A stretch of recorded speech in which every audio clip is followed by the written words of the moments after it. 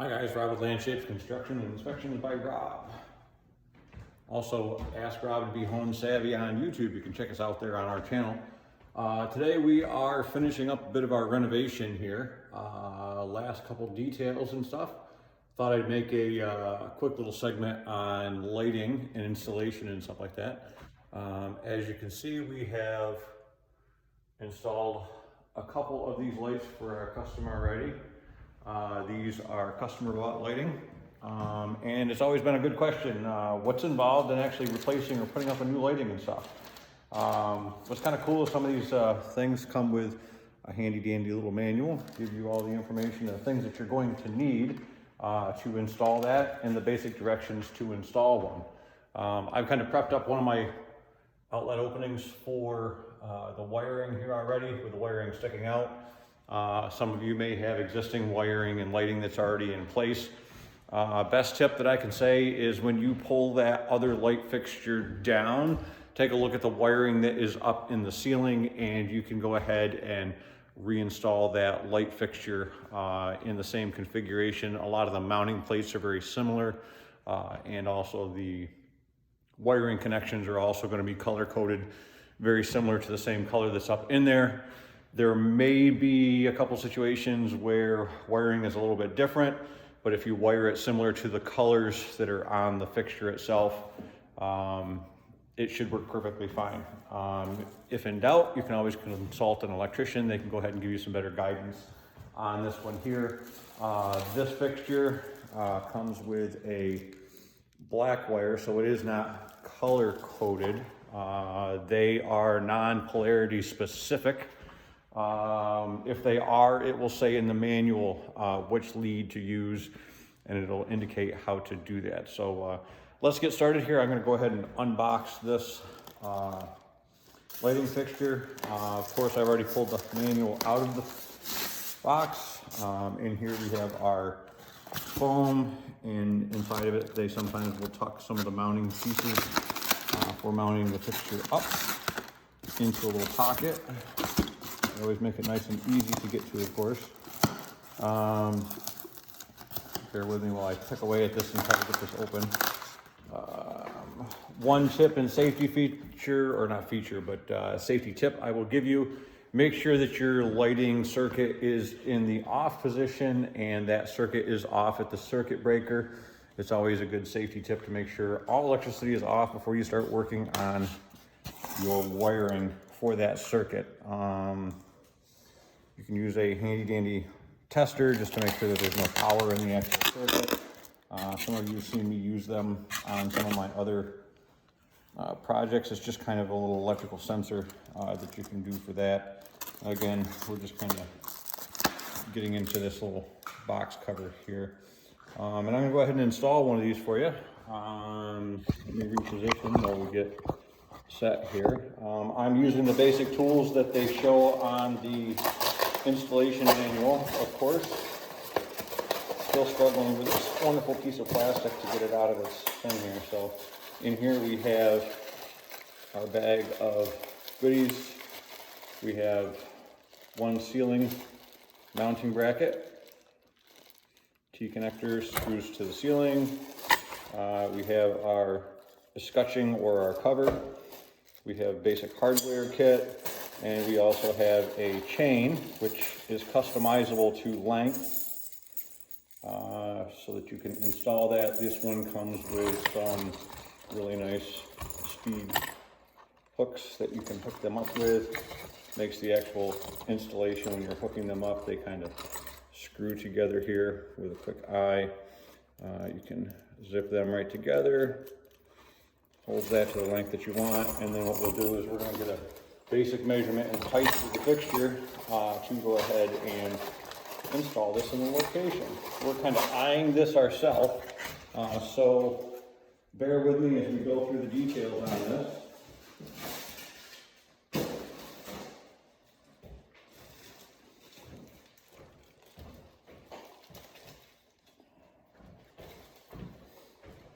I left the bag for covering over the top of it because we're still under construction here, so we're going to be having some dust left over.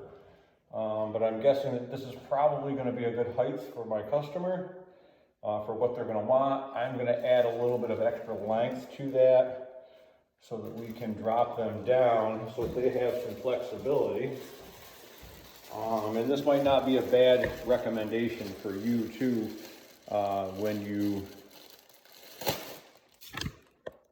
do this. Okay, so we have gotten a basic length of what we're going to want for our wires and cords. Don't put all of this extra stuff up into the electrical socket because there's not going to be room. As they say, you can only put 5 pounds of stuff in a 5-pound bag. Don't try to put 10 pounds worth of stuff in there. Anyways, we're cutting this to a customizable length to what we want for our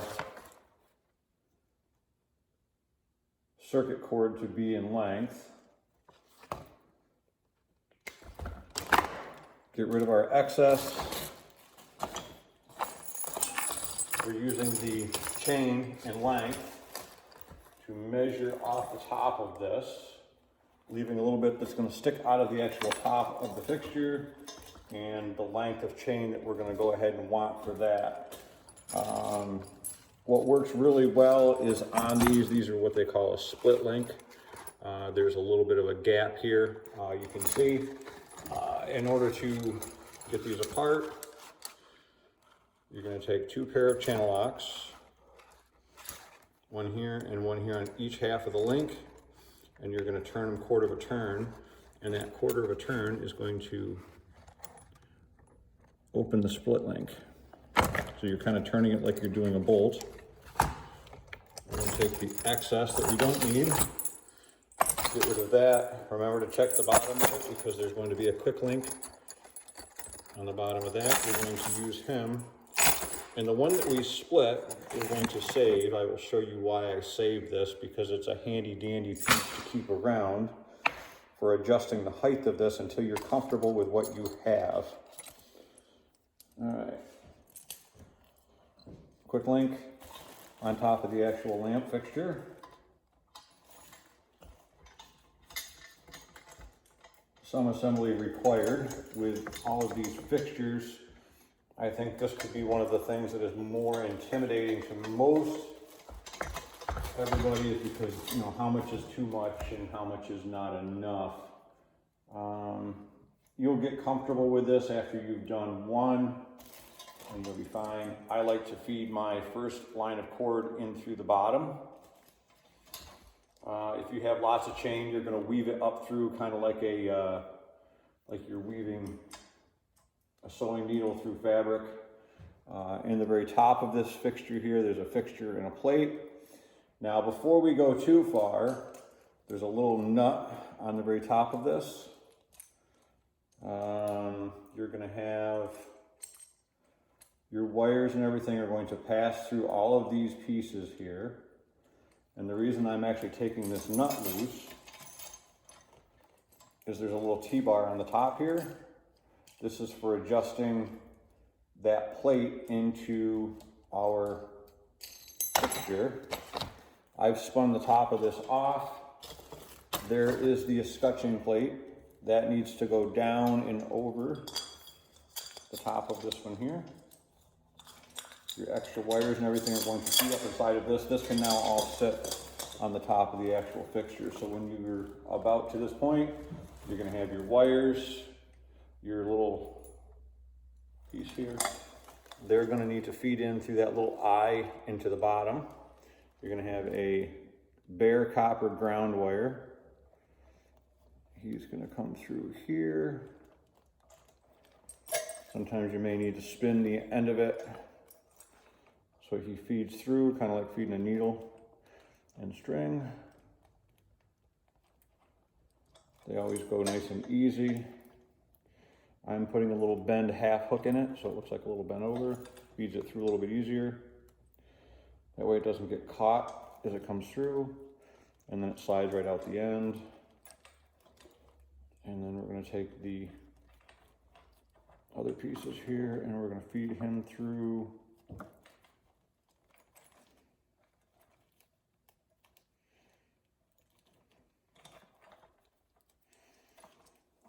Taking a little bit of time to do this is always a good thing, because neatness does count when it comes to this, because your final look of this is going to be how nice and neat you run the wire through this. I've made sure that my wire is nice and flat, not all twisted up, so it doesn't look all scraggly. I'm checking everything to make sure I've got a nice neat run along the side of my chain. And then when this actually goes up to the ceiling, this will actually go up, and then there's a little screw part. Now, the top of this that I spun off, the ground screw is going to need to face down so you can tighten it up around your wire. We're going to spin him back on. There's a little jam nut on the bottom of this. We're going to kind of roughly adjust this. So, on the T of this, bring our cover up, and we know that that little T-bar is going to be flush with the ceiling, and we're going to want to make sure that when he's tucked up in there, the threads are exposed enough to get our nut on there, but not too far that it doesn't pull it tight to the ceiling. So you kind of want it in between that point there. So we have a good adjustment on that one. You can always spin and adjust a little bit up in the ceiling if you need to. When this is up in the ceiling, you can always turn this a little bit and then readjust that little nut up in there. That's why I kind of do a little bit of the rough adjusting here, because it's going to be a little bit easier rather than standing on top of a ladder or over a countertop to get a rough adjustment. So we've got it roughly adjusted. We're going to hang this up to the ceiling. This, of course, again, this is a new construction box. This is brand new construction for the customer. So again, if you've got an existing light circuit, some of this stuff may already be there or be in use for you. Comes with our little accessory bag with a couple of extra screws, a couple wire nuts. We're going to have them close by. I've got my basic tools that I'm going to need for being up on top here. My strippers, because my wiring is new. Again, we've already checked and made sure that our circuit is off, so we're going to prep up our wiring. We're stripping back about 3/4 of an inch on the end of our wire.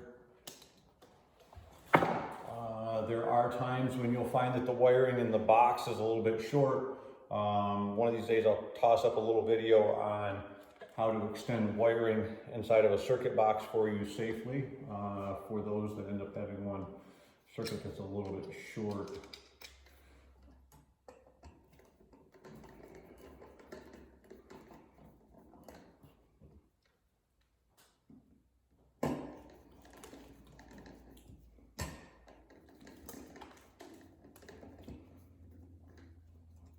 Okay. So now our little T-bar and light. For the first time, if you're doing this alone, you may need a little bit of assistance setting the T-bar. So it's not a bad idea to go ahead and ask for some help to get this hung. Somebody to kind of help hold the fixture up in the air when you get the screws started in their holes, so we can hang our fixture.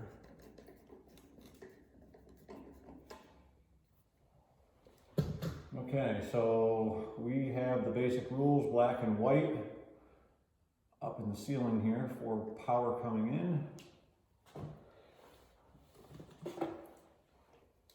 We're going to strip the ends of our wires on our fixture because we cut off the extra. Again, stripping back probably 1/2 to 3/4 of an inch.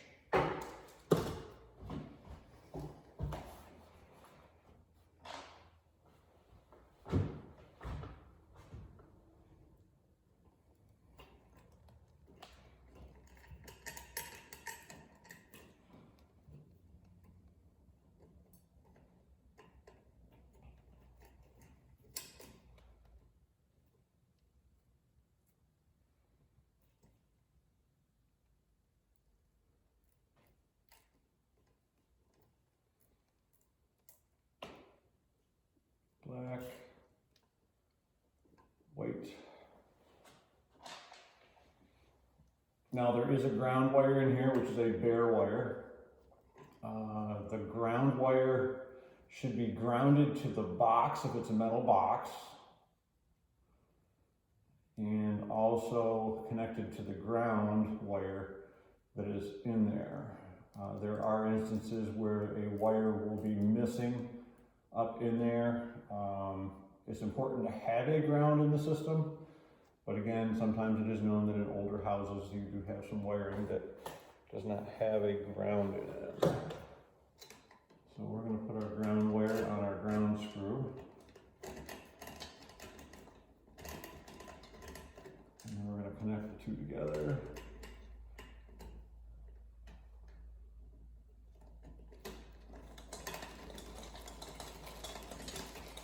Grounds the circuit for us. Makes what they call bonding also, is the other term.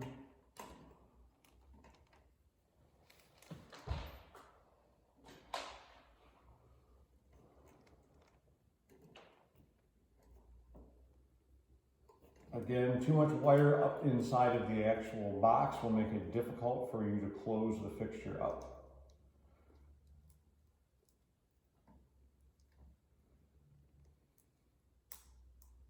And then we're going to very carefully tuck our wires up into the box.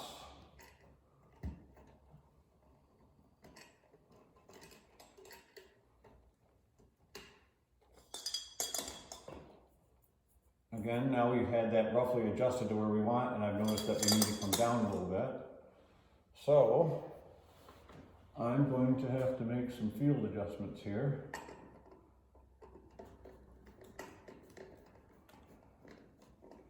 Not out of the abnormal. Again, this is where you'll probably need some assistance with a helper to help you hold and support the light.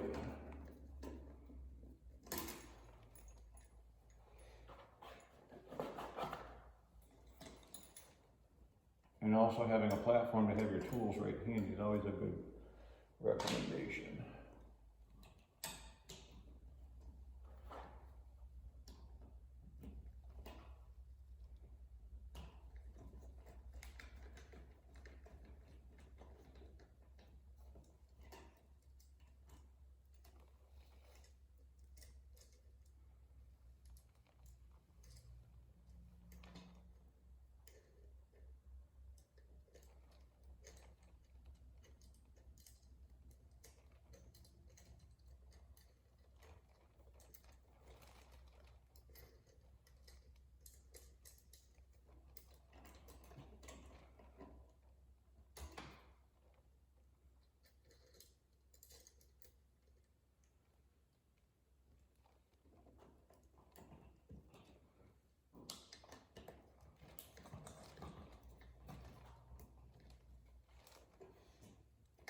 Question is today, can we drop the light fixture?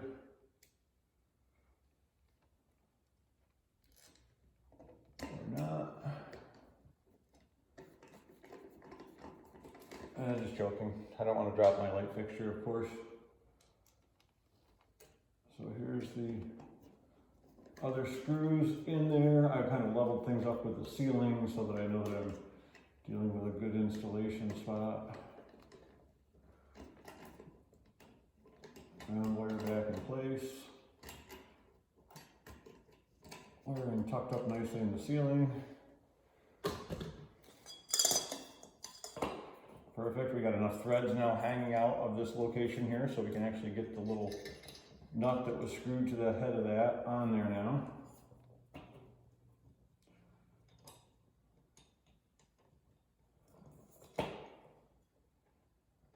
Now, I was saying that there's a reason why I saved that little S-hook on the side of the fixture here.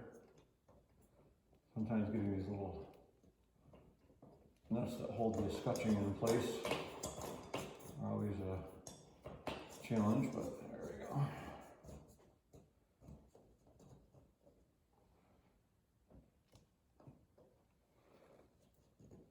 So now we're trimmed nice and clean to the ceiling here. All right, and again, I told you I was going to tell you what that little hook was for. So I know that my fixture's a little bit lower than where I want to have it. So I'm going to take my little S hook and come on around here. So here's my little S hook that I saved, that I took off, that I kind of created. We're going to hook a couple links here. We're going to go down 4 links just to kind of give it some basic height, because I know where I'm going to do. I've hooked this one, and now I'm just going to pull it up, get the height of what I want. So now the customer has a little bit of versatility that they can go ahead and raise and lower that until they get the light length that they want. You can do the same with yours. And then when you're all done, remember I told you that all that little extra wiring that's up in here, we can pull that extra wire, and then we can work it up into all that box that's up above. With all that extra room, you can take the little cover off the top of this, and you can pull the extra wiring up into that space that you have above there. So for now, we're going to leave the extra wire hanging out. I've also pulled it down so it's out of their way. Like I said, it doesn't look neat on the first part of installation, but once it's in, it'll be all set. So there you go. Installing one light to the point. All we have to do is put the candelabra bulbs into their actual fixtures. We can now test the circuit and make sure it's at where it's at, and then adjust the final height for this one here, and this project will be complete. Thanks for watching, guys. Have a good day.